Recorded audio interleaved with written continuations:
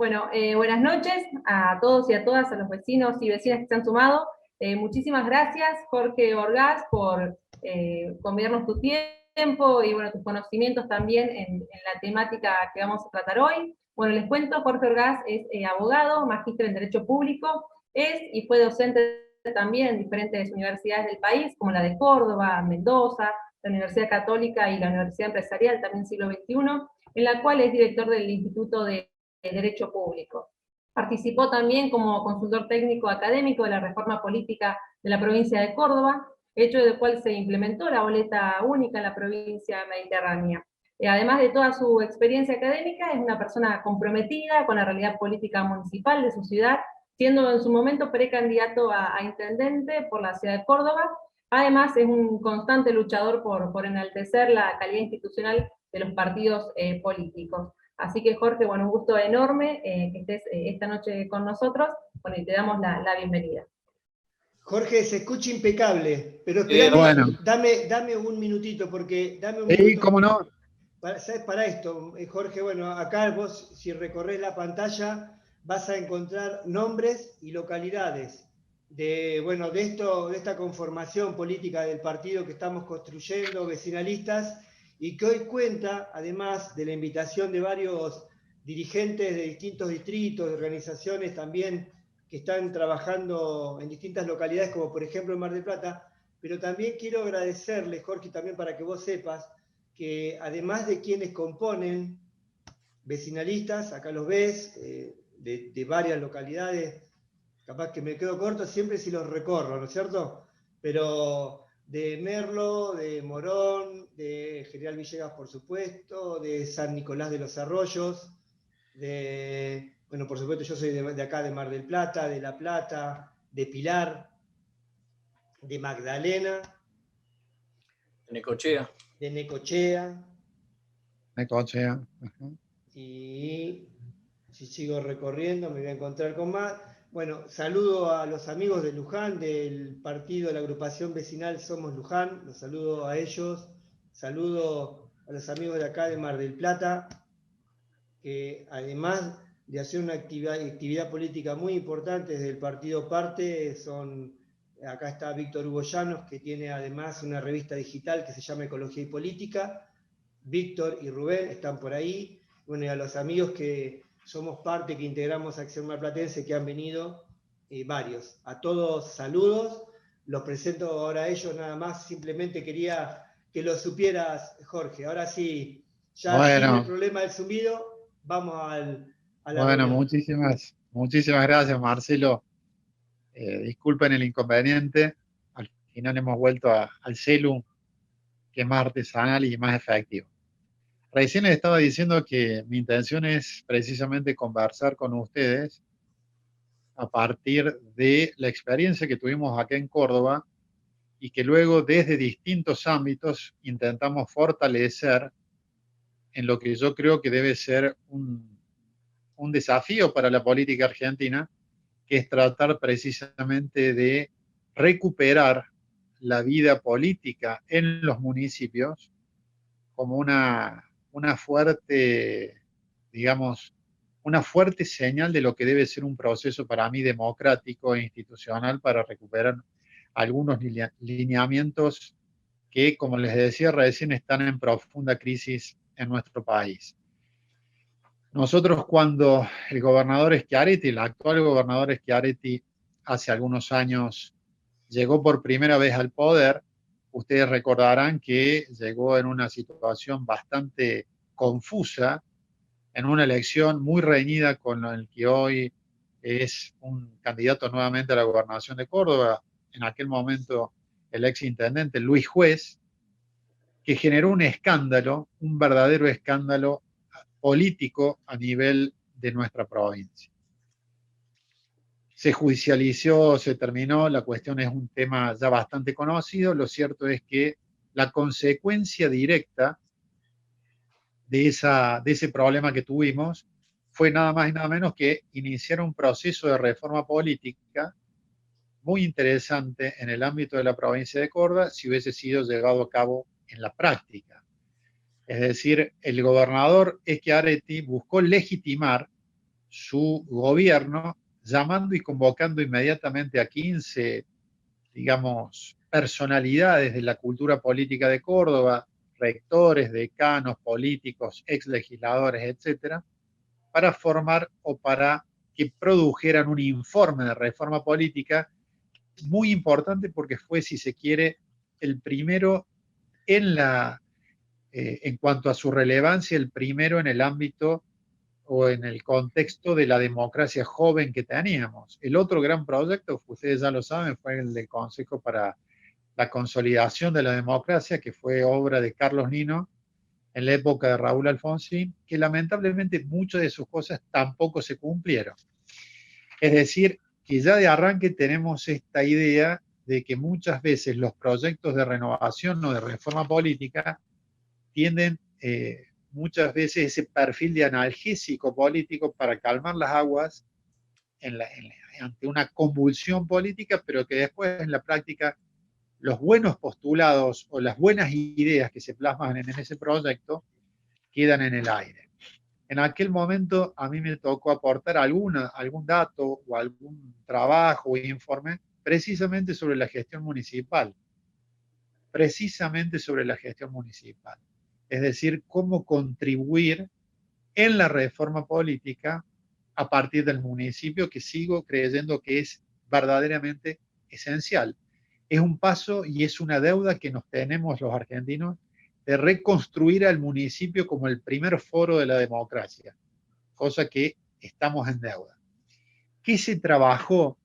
Se trabajaron varias cosas y en esto tenemos que partir de una distinta realidad de la que viven en la provincia de Buenos Aires a lo que es el ámbito de la provincia de Córdoba. En la provincia de Córdoba, desde 1987, tenemos reconocida la autonomía local. Eso es decir, eso es una ventaja institucional muy significativa porque hasta la comuna más chica de nuestra provincia tiene autonomía, con todo lo que eso implica para llevar adelante una gestión de gobierno eficaz y para dinamizar la política de un municipio. En ese aspecto, la provincia de Buenos Aires está, me parece, un tanto atrasada en cuanto a su legislación municipal y está en una suerte de reforma siempre expectante. Siempre se dictan normas en algunas facetas de los municipios, fundamentalmente en lo que refiere a reelección de autoridades, pero al igual que Santa Fe y Mendoza, siempre han quedado en cuanto a la autonomía local bastante relegadas. ¿Qué se intentó en Córdoba? Más allá de esa autonomía, se intentó o se trabajaron tres ideas fuerzas. En primer lugar, mejorar la calidad institucional de la ciudad, fortaleciendo los organismos de control, es decir, creando, por ejemplo, la figura del defensor del pueblo, que tuviera, digamos, legitimación procesal activa, fortalecer los centros vecinales, es decir, en el marco de lo institucional, de lo macro, se trató de pulir las instituciones que teníamos. Siempre también insisto en este contexto de autonomía. Lamentablemente creo que eso no se logró. La ciudad de Córdoba y todas las ciudades, les diría, de la provincia de Córdoba, tienen un déficit muy grande en materia de control, de contralor político institucional, porque todavía tenemos, inclusive en la Constitución de Córdoba, la cláusula de gobernabilidad. Ese es uno de los primeros debates que se dio. La cláusula de gobernabilidad que le asegura al intendente, independientemente, o al candidato que obtiene la victoria en una elección municipal, independientemente de si gana por 1, por 2 o por 100.000 votos, le da la mitad más uno de los concejales. Con lo cual, el diálogo político institucional en la gestión local es prácticamente inexistente. Es decir, un candidato gana por 1 voto y se lleva la mitad más uno de los concejales. Esto tendría o estaba orientado a lograr la mayor eficiencia en la gestión local para evitar con esto de la cercanía con los problemas que vivimos en el municipio, pero es uno de los temas pendientes de la reforma política en Córdoba y yo creo de todo el país. Es decir, la representatividad debe estar, para mí, ajustada al número de votos que obtiene una fuerza política. Porque si no tenemos, o nos pasa lo que nos pasa. En la cuna de la autonomía local hemos tenido pésimas intendencias, no solamente en la ciudad capital, sino en el ámbito de las distintas localidades de nuestra provincia. Les decía que el otro gran aspecto que tuvo o llevó adelante la reforma fue fortalecer los organismos de control. No tenemos organismos de control porque el Tribunal de Cuentas lo elige el pueblo también acá en la ciudad de Córdoba, es decir, forman parte del voto en donde va el candidato a intendente. Y quién, es decir, si el candidato incorpora a los amigos o a los funcionarios que lo van a controlar, ya sabemos de qué control estamos hablando. O sea que es prácticamente nulo, y ese es otro desafío junto con la institucionalización del defensor del pueblo o de algún otro organismo de control, como pueden ser los tribunales administrativos de falta con criterios de independencia. Recién les había referido que en otras localidades del interior se han creado las bancas comunales, centros de participación de vecinos, otras figuras atípicas, pero no han tenido mayor éxito. O sea, organismos de control, el tema de yo me refería a la cláusula de gobernabilidad. El otro tema central fue la reelección. O sea, se suprimió definitivamente la posibilidad de que un intendente fuera reelecto indefinidamente. Y en cuarto lugar aparece, digamos, un tema que a mí sí me interesó, y mucho, porque del otro no es que no sea importante, pero muchas veces la reforma política a gran escala está condicionada por muchos aspectos que escapan al día a día. Se intentó modificar la organización de los partidos políticos a nivel local. Es decir, se intentó fortalecer la participación política y los partidos políticos locales. Es decir, auspiciando y flexibilizando las condiciones para que surgieran partidos municipales, para que surgieran partidos locales, que esos partidos locales no tuvieran que participar de una elección prendidos de un partido provincial, que tuvieran una plataforma, si se quiere, ajustada a la realidad del municipio en donde ellos participan o donde trabajan políticamente, y a su vez dinamizar la política interna en cuanto a elecciones internas, con votos de selección de candidatos y participación en las elecciones generales sin mayores requisitos, más allá de que un número mínimo de afiliados para participar de la elección. Esos fueron los 4 ejes convocantes de la reforma política en Córdoba. ¿Qué se logró? La verdad que prácticamente nada. Es decir, el localismo como eje político, como centro de la actividad política está muy disminuido, y les diría que estamos en un retroceso muy marcado, independientemente de las legítimas diferencias políticas que muchas veces cada uno de nosotros podamos tener. Lo que se intenta es fortalecer la política local, y no reducirla a su mínima expresión, como lo que muchas veces uno observa en las últimas gestiones, en donde el partido de los municipios coincide muchas veces con el del gobernador. Es decir, tenemos una escasísima participación política, los centros vecinales funcionan de manera dependiente del Ejecutivo Municipal, no hay elecciones regulares en los centros vecinales, los canales de democracia semidirecta todavía siguen esperando.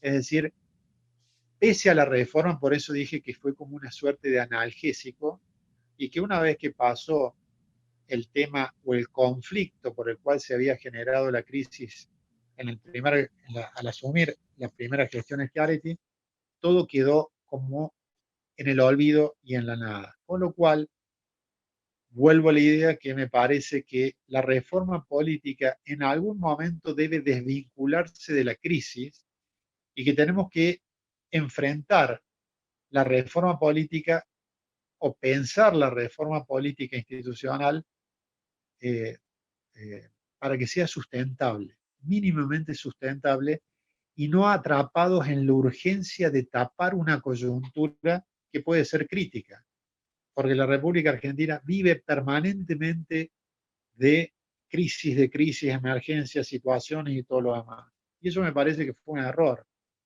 Siempre lo dijimos, que una reforma política tenga que ver con únicamente con una crisis es un error. Entonces tenemos que plantearnos, planificar cómo se lleva adelante una reforma política digamos, de una manera no condicionada por la coyuntura política de crisis. Y dentro de esa dinámica de los partidos políticos, creo que los partidos políticos municipales tienen una gran relevancia, y dentro de esa temática, sin lugar a dudas, hay que figurar o hay que establecer normas de elección totalmente claras, totalmente claras.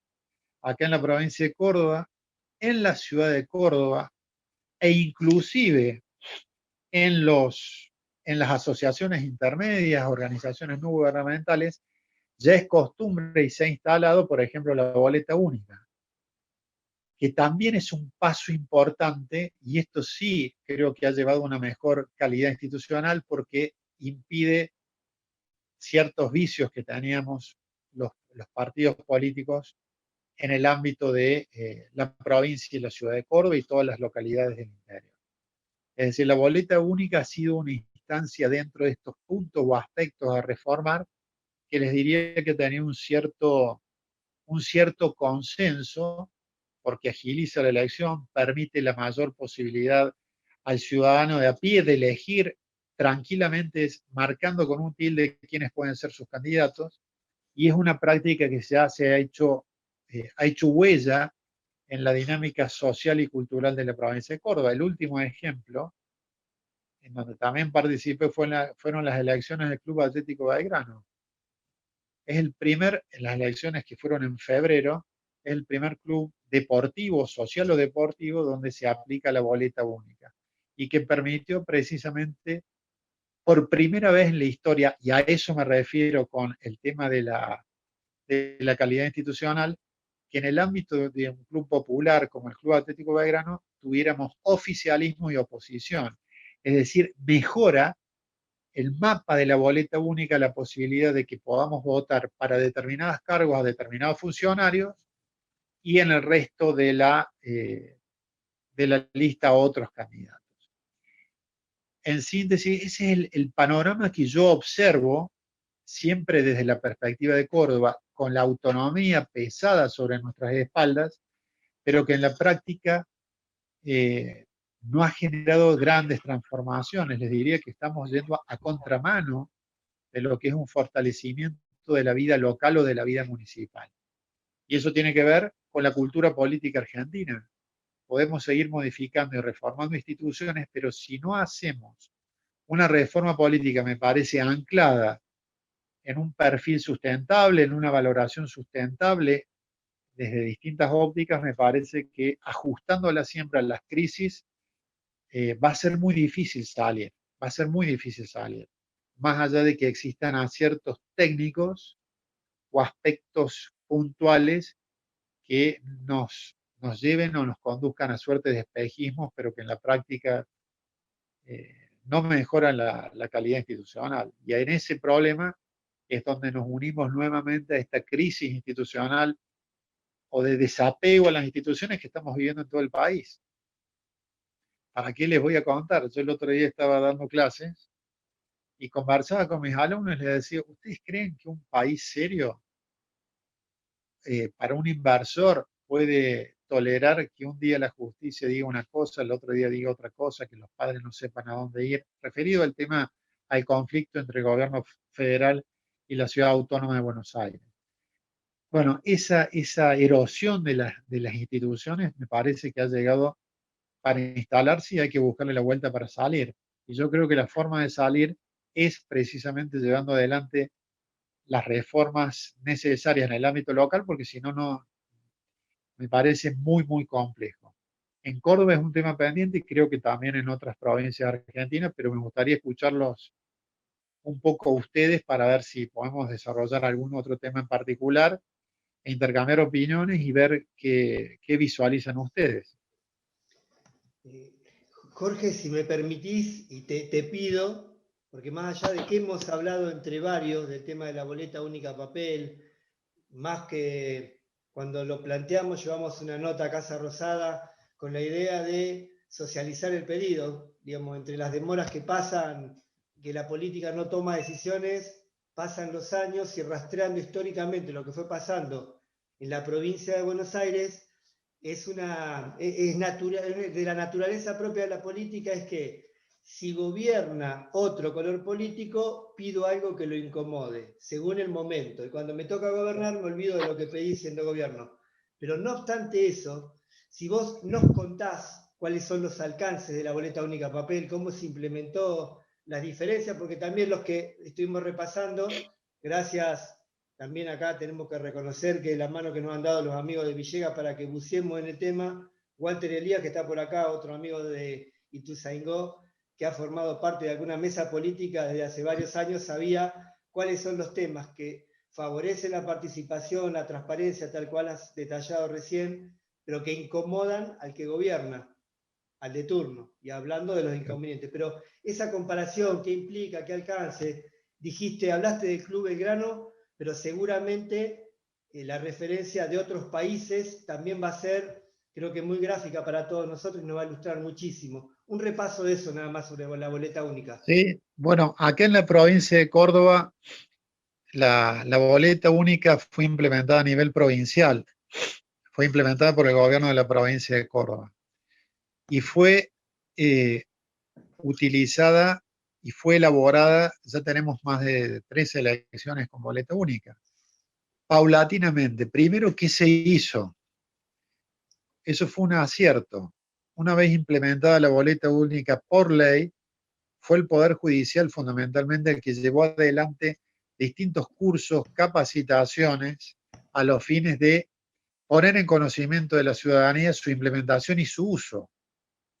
Porque se llevó fue una primera etapa, es decir, si nosotros la utilizamos a 2 años vista, bueno, 2 años con anterioridad a la elección, se comenzaron con los cursos de capacitación, con la concientización ciudadana, porque lógicamente ningún sistema electoral es inocente. Y claro, cuando uno va a cambiar un sistema electoral de una manera tan importante, evidentemente que puede generar alguna sospecha de a quién quiere beneficiar, siempre y cuando uno tenga esa visión óptica, digamos, esa visión chiquita de la política muchas veces partidista.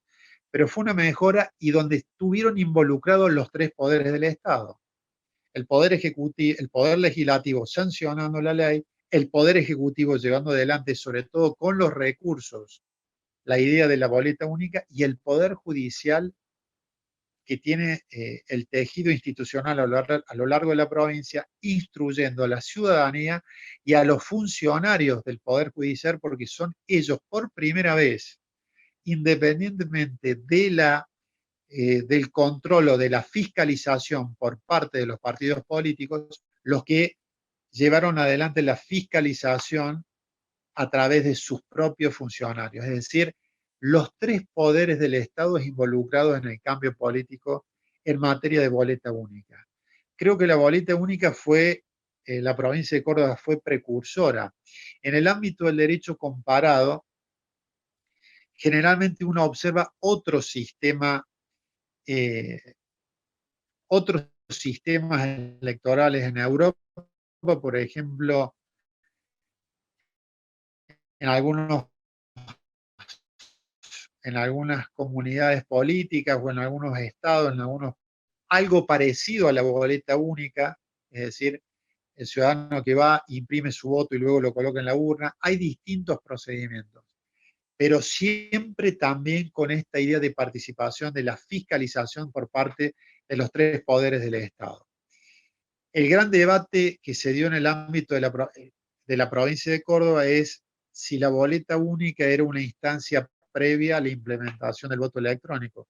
el voto electrónico también se implementó a partir de esa ley o de esa reforma política en 2 localidades y en 2 elecciones, en Marcos Juárez y en Villa General Belgrano, no más. No tuvimos después voto electrónico, pero la boleta única fue un proceso de concientización, fue un proceso de mucha publicidad, fue un proceso de muchos cursos a todos los funcionarios en todas las universidades y las primeras 2, la estadística es evidente, las primeras 2 o 3 elecciones tuvimos una disminución en la participación porque la gente no sabía cómo qué marcar, tenía miedo de marcar una cosa y que significara otra, o no marcaba, pero eso ya con las últimas elecciones la participación ha aumentado significativamente. O sea que fue un acierto importante y les diría que a futuro el debate se va a dar entre la boleta única y el voto electrónico, que siempre está ahí como cuestionado sobre todo por los problemas que plantea su fiscalización. La boleta única tiene un diseño muy particular, algo se define el orden y eso permite también al ciudadano elegir los distintos partidos, los distintos cargos e inclusive votar indistintamente candidatos de un partido para determinados cargos y candidatos de otro partido para otro, con lo cual rompe esa cultura tradicional del voto completo, que era hasta difícil muchas veces romperlo o dividir o cortar al momento del acto eleccionario. O sea que eso ha sido un aporte muy, muy significativo y creo que la boleta única está haciendo ese efecto de derrame sobre instituciones intermedias. Yo les dije el Club Atlético Belgrano porque fue una elección de las más importantes fuera de las elecciones provinciales que se haya llevado hasta el momento con boleta única, porque participaron casi 9.000 personas, más que una ciudad o un municipio de la ciudad de Córdoba, de la provincia de Córdoba. Y a la hora de finalizado el comicio ya teníamos quienes habían ganado, y esto que es muy importante, la posibilidad de contar por primera vez mayorías y minorías, que con la boleta completa, el voto tradicional, no se daba. Pero si me preguntan, la boleta única tomó alguna referencia de realidades en otros países, pero fue bastante autóctona en cuanto al diseño y a las particularidades en su confección. Bien, buenas noches Jorge, buenas noches vecinos. Hola, ¿qué tal? Buenas noches, José. Jorge, mi pregunta es en cuanto a la experiencia que han tenido allá en la provincia de Córdoba, con respecto a, si bien nosotros tenemos un sistema que impugna votos y que recurre votos y demás, con el sistema de boleta única papel, ¿es factible que se pueda corregir esa problemática? ¿Cuál fue la experiencia en Córdoba? Obviamente que pasa por un tema de educar a la ciudadanía, ¿no? En cuanto a cómo se debe desarrollar el voto, pero si existe en definitiva la impugnación de un voto. Sí, claro que sí. Existe la impugnación de un voto y para evitar inconvenientes se fueron puliendo las posibilidades o la confección de la boleta única. ¿En qué sentido? Porque por ahí, en las primeras elecciones, la boleta única figuraba con un casillero para tildar, por ejemplo, al lado de la figura del gobernador y a su vez al lado de los legisladores, etcétera, etcétera. Es decir, los distintos segmentos del voto. Entonces la gente comenzó a dudar si ponía al lado del gobernador era únicamente gobernador y después si ponía un cuadro para tildar al lado de los legisladores era otro voto distinto. ¿Qué les quiero decir? Se modificó el diseño de la boleta a los fines de dar la más amplia libertad y colocar y explicar que cada tilde podía ser autónomo. Pero la impugnación, claro que se puede hacer y está dentro de la ley electoral, y ocurría, por ejemplo, siempre bajo un principio, ¿no? El principio de que si el voto era indubitable, si no generaba dudas, era válido. Por ejemplo, ocurría muchas veces, sobre todo en personas de mayor edad, o en otras personas, o el error entre los más jóvenes se dio, que en vez de tildar marcaban con un círculo la figura del gobernador o la figura de un legislador o la figura de una parte del voto en vez de tildar. Era evidente que la voluntad era votar por ese candidato. Entonces, cierta flexibilidad hubo junto con los fiscales. Pero después no se admiten, por ejemplo, consignas, no se admiten la doble, por ejemplo, si yo voto al partido A y al partido B para la figura de gobernador, ese voto se anula. Es decir, la fiscalización es mucho más fácil. Es mucho más fácil, porque es evidente. Es decir, colisión y está en un mismo papel. Entonces, sí, claro que sí, José Luis, todo lo que es impugnación o voto reservado o voto observado o revisión por el juzgado electoral, eso permanece de manera inalterable, aunque ha disminuido de una manera notable. De una manera notable. Ya el hecho de contar con una boleta que oficial que suministra el Estado únicamente el día del acto electoral, ya es una ventaja de que no vayan circulando, por ejemplo, votos, fotocopias, escudos. Es decir, es el Estado el que asegura que el voto, el formato del voto es único. Muchas gracias, Jorge. No, por favor, José Luis. Sí, hola. Hola, Jorge. Lautaro. Lautaro. Lautaro. Gracias, soy de la agrupación Tiempo de Vecinos TIBE, de 3 de febrero. Mi consulta es sobre la boleta única electrónica. Tengo entendido que Salta fue la pionera, la siguió Cava y creo que se ha realizado en Chaco. ¿Cuál es el problema de la realización? Si es un problema de la seguridad o si es un problema de la educación, como bien hablabas que hubo algunos problemas en la educación propia del electorado, en la boleta única papel, si es una cuestión de educación o es una cuestión de seguridad, por ejemplo, los casos conocidos de Smartmatic, etc. Claro. Bueno, yo creo que son las dos cosas. Generalmente se hace hincapié en cuanto al voto electrónico, en primer lugar, en la dificultad de fiscalizar y qué ocurriría, por ejemplo, ante un hackeo generalizado en una elección, por ejemplo. Y también, como han planteado, por ejemplo, entre otros, el Tribunal Constitucional alemán, también observa alguna justicia o algunos poderes judiciales de países europeos que también restringe o limita la posibilidad de participación, porque no toda la gente conoce el funcionamiento de un sistema, si se quiere, electrónico para votar. Entonces, al momento de ingresar a un cuarto oscuro, ha dicho algunos tribunales, como les decía, ha dicho que puede existir confusión. Es decir, si cliqueo o si hago clic acá, estoy votando o no estoy votando. El segundo paso para suplir eso fue, como les dije, uno puede elegir los candidatos y después imprime el voto, pero están las dos posiciones, aquellas que consideran que es restrictiva de la participación o del conocimiento cabal que tiene que tener el votante al momento de sufragar, y otros que consideran la cuestión de la fiscalización, porque tienen que ser peritos altamente capacitados que los partidos políticos muchas veces no lo tienen. Yo imagino hoy Argentina yendo a una elección general a nivel nacional. Salta tuvo el ejemplo de que fue masiva para la ciudad, o sea, fue grande. Acá en Córdoba tuvimos ejemplos muy chiquitos, en localidades muy chiquitas. Pero imagínense el conflicto que se armaría en nuestro país ante denuncias cruzadas por hackeo de una elección. O sea que es un poco un condimento de varias cosas. ¿Ahora?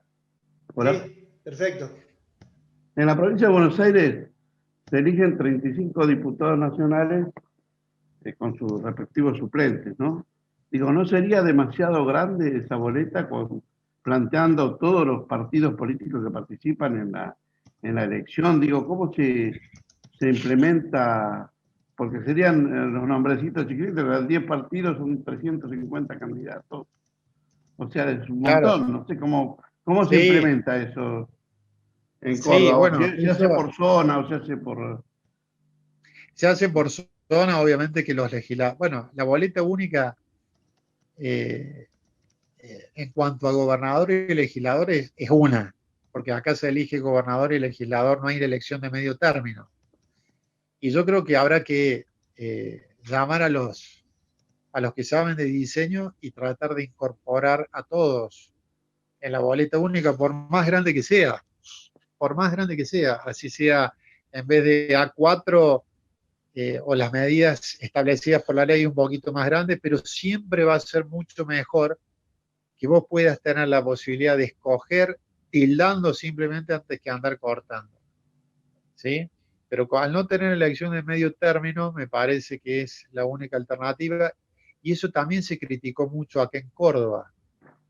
Acá en Córdoba se hablaba del mareo electoral, es decir, ¿cómo vamos a entrar en un cuarto oscuro con una viroma y ver de golpe foto, que la foto, que el símbolo, que los colores?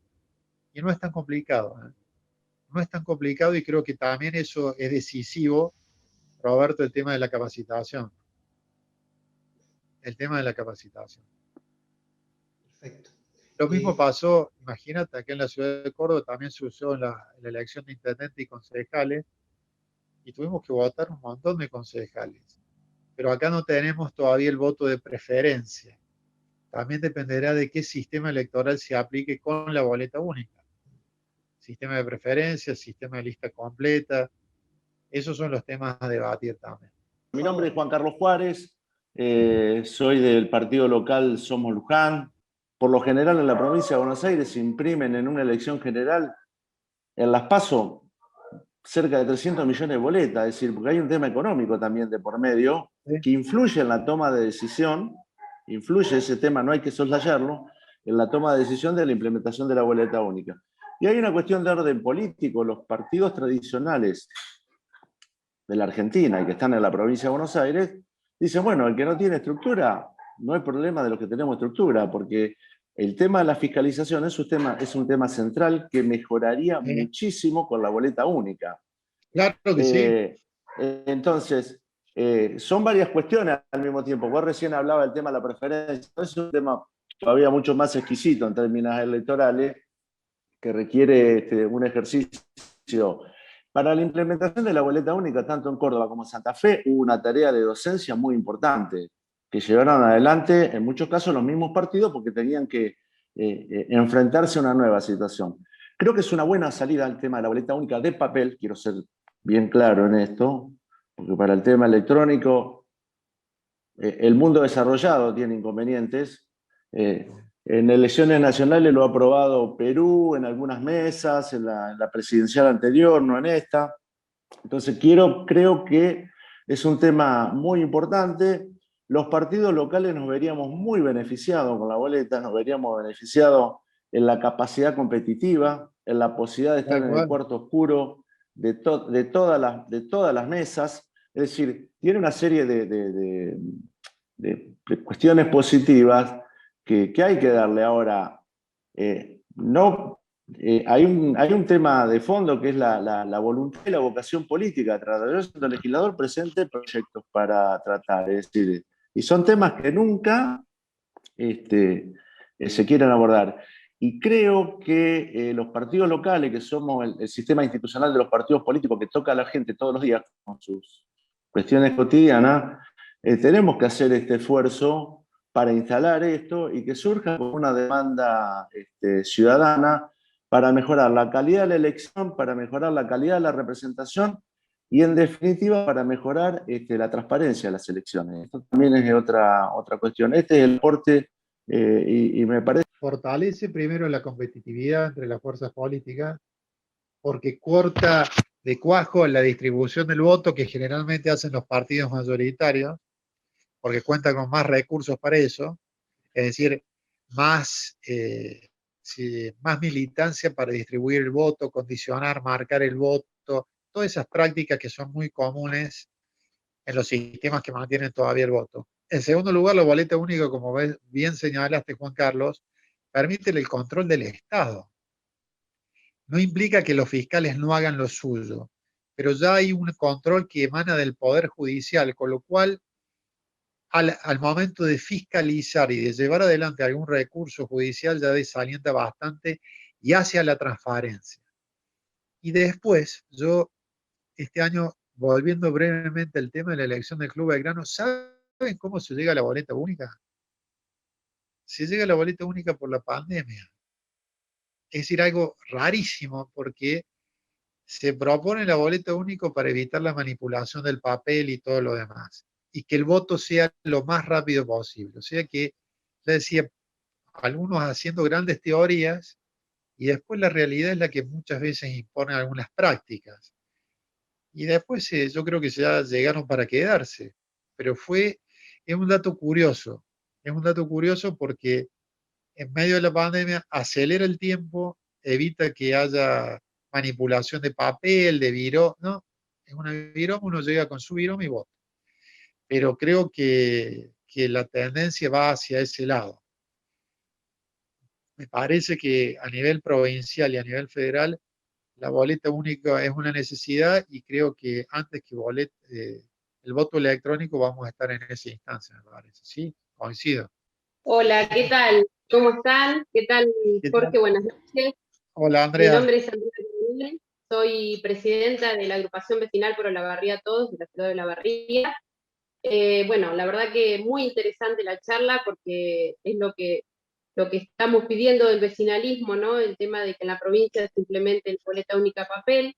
En nuestro caso, la experiencia que hemos vivido son 2 elecciones, 2017 y 2019, y la verdad que es muy estresante llegar al día del sufragio.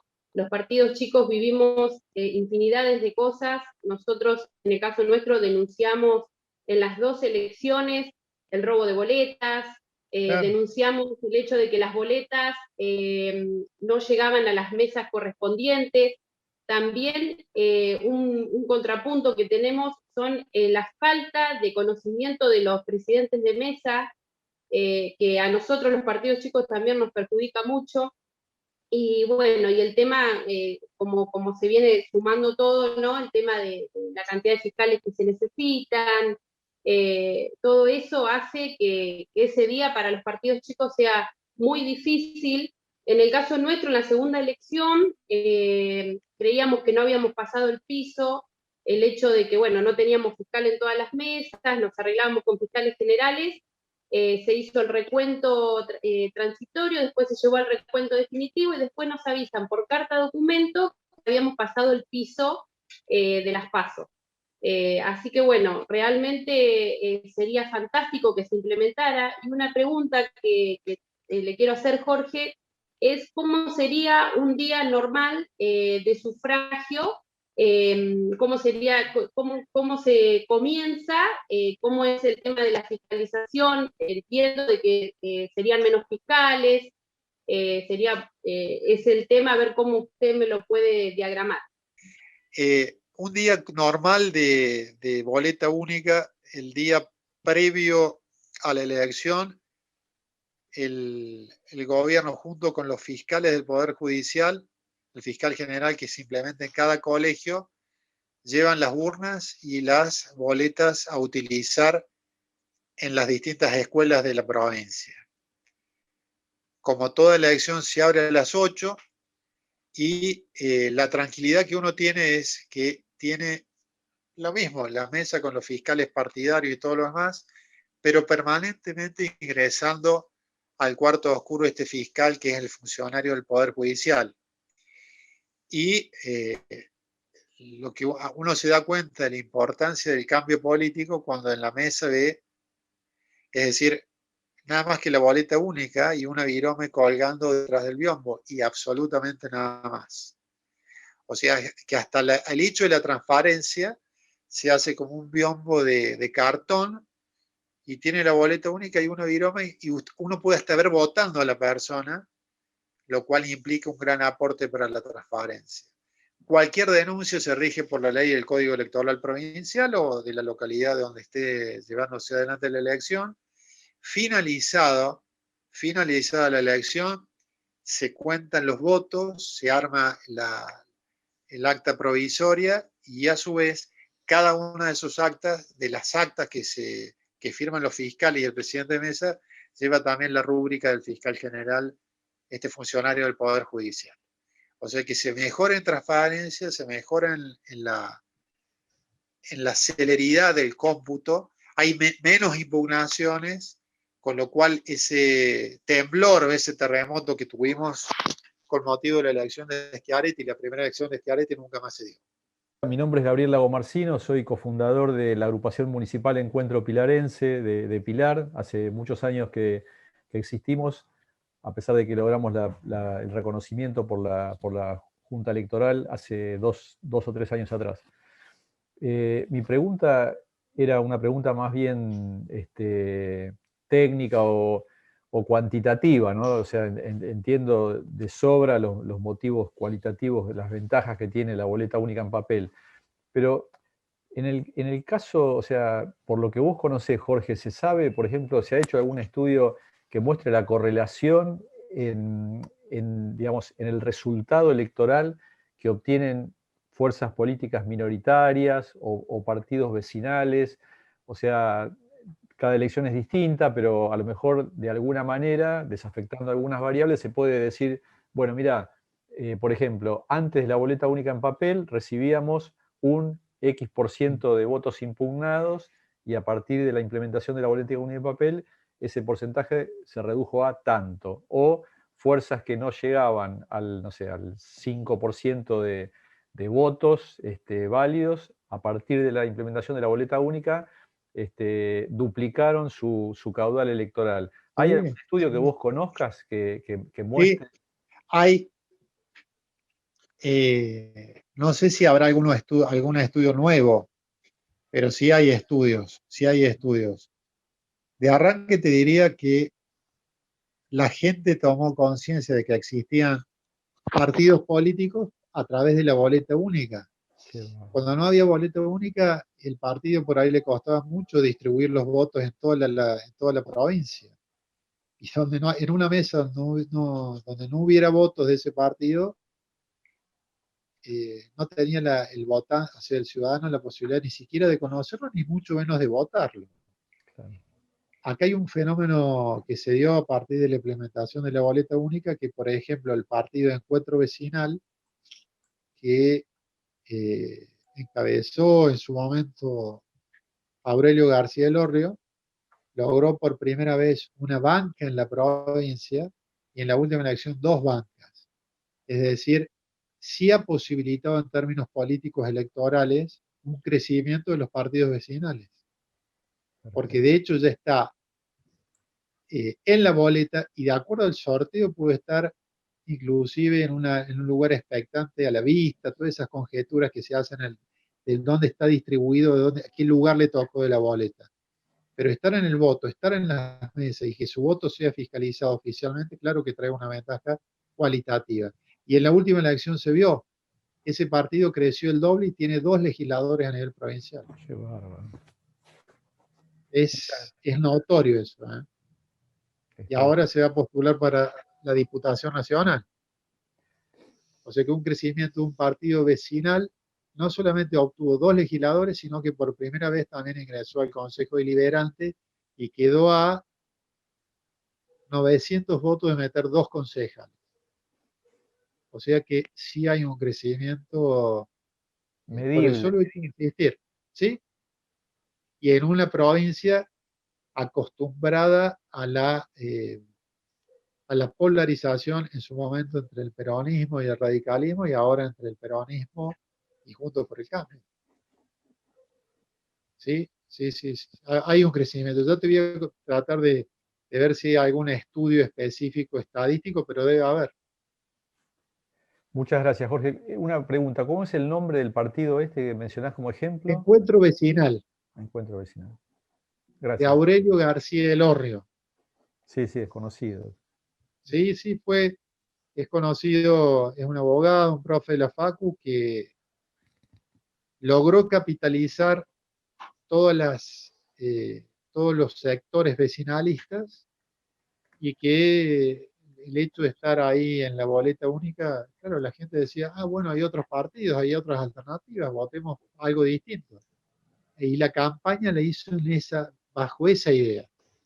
Vota distinto y hoy por hoy es un referente de la política local, más allá, independientemente del número de votos que tenga. Pero está ahí. Muy bien. Jorge, Gabriel se sonrió porque el partido al que pertenece y conformó, fíjate que se llama Encuentro Pilarense, Encuentro, arrancó ahí y se puso contento. Claro, claro, si en una de esas es el punto de partida para alguna confederación o algo por el estilo. Claro que sí. No, las anécdotas o las situaciones que vivimos todos los que participamos de partidos vecinales son coincidentes, ¿viste? En la última elección me acuerdo que nos tomamos el trabajo, hasta nos hicieron contar paquete por paquete de boleta para cada urna en el centro de distribución del correo, o sea, un trabajo totalmente indigno. Claro. Y a pesar de eso, el día de la elección hubo escuelas donde no llegaron esos paquetes de boletas. Increíble. Claro. Ahora es el Estado quien suministra la boleta y es el Estado el que está preocupado y responsable de fiscalizar que todo se haga en orden. O sea que es hacia la transparencia sin lugar a dudas. Claro, sin no, lugar a dudas. y a la equidad, porque de otra manera, o sea, no puede faltar boletas de un partido, o faltan todas o no faltan, así que... Exactamente. Y a su vez permite esto de el incremento de votos, que recibas más dinero por esa cantidad de votos para tener participación más activa en la próxima elección y que tu campaña se centre no en gastar fortunas en votos, sino también en lo que hace a la propuesta política en sí. Claro. ¿Sí? Perfecto. Este partido se hizo también muy famoso porque fue Aurelio García Elorrio devolvió el dinero que le sobró de la campaña. Sí, sí. Entonces, fíjate cómo va generando el cambio político, pequeños hechos de estar ahí, gestos como ese, devolver un montón de plata. Es la segunda elección que lo hace. Hola, buenas noches a todos, a todas. Buenas noches, Jorge, gracias por la charla. Hola, Ricardo. Un placer, yo soy Ricardo Tejerina, presidente de Tiempo de Vecinos, TIBE, de 3 de febrero. Fui subsecretario de Cultura en mi distrito. Y junto con todos los amigos y amigas que estamos compartiendo este espacio, estamos absolutamente convencidos no solamente de las bondades, sino de la necesidad política de la transformación, de la reforma política, que entre otras cosas incluye, por supuesto, el cambio del mecanismo, el modo y el método de ejercicio del sufragio, ¿verdad? La realidad es que este es un tema que apunta a las tripas del sistema, claro, que lo cambia, claro. O sea, y enhorabuena que el espacio académico, las universidades, los pensadores que tiene la Argentina en términos de lo que significa fundamentalmente el pensamiento político, pero el pensamiento político en términos sistémicos, ¿verdad?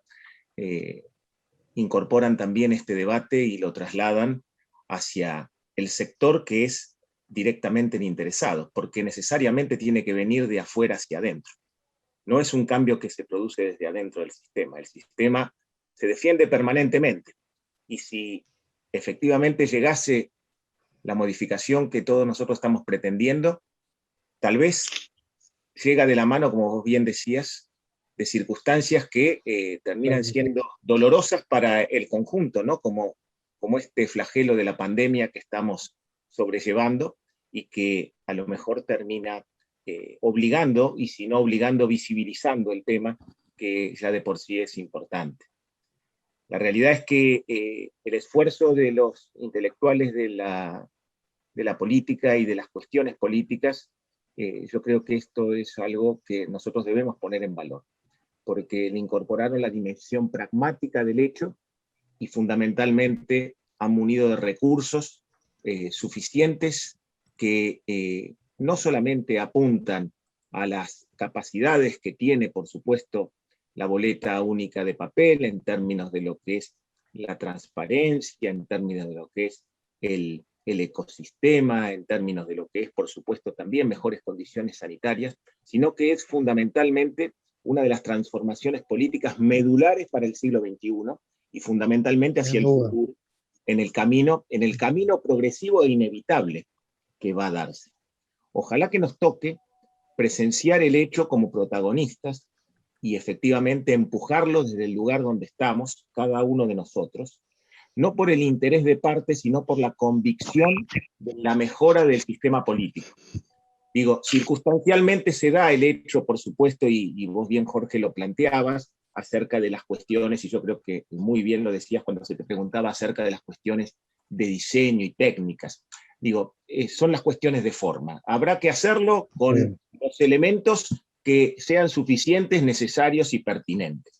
Digo, no vamos a hacer nosotros los que nos vamos a detener en el ejercicio de esta transformación por cuestiones de forma o formato de una boleta.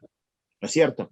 Digo, entonces, bueno, enhorabuena que se dé este planteo, enhorabuena que lo podamos hacer incluso a través de ejercicios de capacitación, porque de hecho esto lo es también, y por supuesto sabemos que habrá mucho camino que recorrer en el ejercicio de la capacitación democrática de nuestro pueblo, de nuestra Argentina, que incluye, por supuesto, mejorar las condiciones y las capacidades que tiene que ver fundamentalmente con la emisión del sufragio.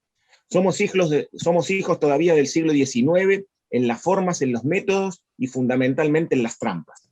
Por lo tanto, creo que esto es un cambio medular que enhorabuena que haya llegado.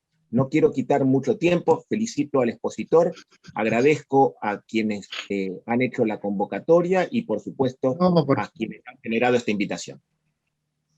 Coincido plenamente con vos, Ricardo. Fijarnos en el fondo del asunto, no tanto en la forma, y ser lo suficientemente inteligentes para coincidir en la necesidad de llevar adelante el desafío en tiempos que a lo mejor no son de crisis como el que tuvimos acá en Córdoba, que fue hasta una salida y un salvavidas, un canal que permitió la gobernabilidad.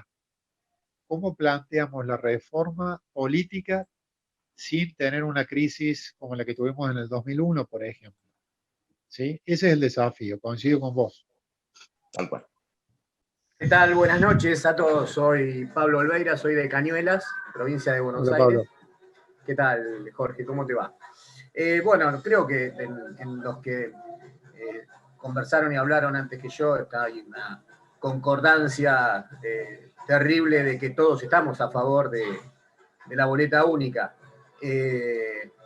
Ahora, también yo, como buen futbolero, hago la analogía de que hoy en las elecciones, cuando vamos a votar, como que juguemos los partidos vecinales, jugamos con 7 jugadores en contra de otros partidos que juegan con los 11, ¿no? Si la boleta única existiera, yo creo que ahí estaríamos tratando de empardar entre 9 jugadores y 11, pero me parece algo también fundamental ver si también trabajar sobre el desdoblamiento de las boletas, y ahí se produciría lo que algún vecino ha dicho, de que la boleta se extendería en muy grande. Entonces el desdoblamiento más la boleta única me parece que sería el combo perfecto, que haría que los 11 jugadores de cada bando lo podríamos hacer. Pero bueno, para ir, creo que la boleta única sería un buen comienzo. Y claro, mi pregunta fundamentalmente es que ¿cuál es a tu criterio y cómo ves vos para empezar a trabajar, ya que estamos todos de acuerdo con la boleta única, para que este tema de la boleta única entre en la agenda política de los gobernantes actuales? Porque ahí me parece que está el tema, sino quizás todo nuestras ganas y todo lo que nosotros queremos hacer, si no está en la agenda pública, va a permanecer invisible. Entonces, ¿cómo te parece a vos, a tu criterio, podemos visibilizar este tema de la boleta única y meterlo en la agenda política en los primeros puestos? Bien, Pablo. Bueno, coincido con vos. Primero hay que lograr la boleta única y después le vemos o le buscamos la posibilidad de pulirla y mejorarla. Y creo que una muy buena, ya ha habido varias campañas en las redes en relación a la boleta única. Creo que a lo mejor sería muy interesante, bueno, lo que ustedes están haciendo hoy a mí me parece importantísimo. Y si pudieran anudar algunas relaciones con otros grupos vecinales de otras provincias y hacer un Zoom federal para llevar adelante e instalar el tema, podría ser una alternativa válida. Porque están pensando lo mismo. El tema está que les falta por ahí aglutinar y buscar esa forma de consenso, o esa construcción de una política que tiene que ver con muchas cosas y principios de los cuales estuvimos conversando. Pero utilizando las redes y el consenso virtual me parece clave. Me parece clave. Y sobre todo que a diferencia de lo que yo he observado en otras campañas, hechas por legisladores nacionales y todo lo demás, que sea un movimiento ascendente. Eso es clave. Que no sea la opinión de un ilustrado o no, que sea un movimiento social, político, y que lógicamente también tenga pautas jurídicas e institucionales para instalarse. Pero a lo mejor una primera jornada en torno a la boleta única a nivel federal entre los partidos vecinales, o entre las fuerzas vivas, organizaciones no gubernamentales que participen de la política de los partidos. Me parece una buena medida, pero me parece que es el punto de partida. Hay que militar la implementación de la boleta, me parece, ¿no? Claro, militarla y militarla federalmente. Vuelvo a la idea, me parece que el que tiene que ser protagonista de la política que viene es el municipio, como está haciendo en todas partes del mundo. Con Smart Cities, ciudades virtuales, informales, es decir, es el municipio el encargado de llevar adelante varias transformaciones, porque a nivel macro me parece que no va la cosa. Pero a lo mejor se organiza un Zoom, primera jornada en torno sobre la boleta única desde los municipios. Sería un golazo.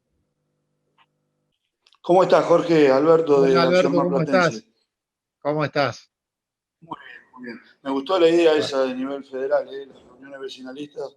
La verdad que estaría muy bueno eso. Eso aportaría mucho. Claro. Y haría más fuerza. Haría mucho más fuerza. Una confederación de vecinalistas. Exacto. Mi pregunta es la siguiente. Del 1 al 10, ¿qué seguridad tiene de que no haya fraude el tema de la lista electrónica? Hoy por hoy, 9. Es alto. Hay muy poco margen. Hay muy poco margen. Porque la boleta la pone el Estado, la controla el Estado, y si hay algún problema en la elección, recae sobre las autoridades fundamentalmente del Estado.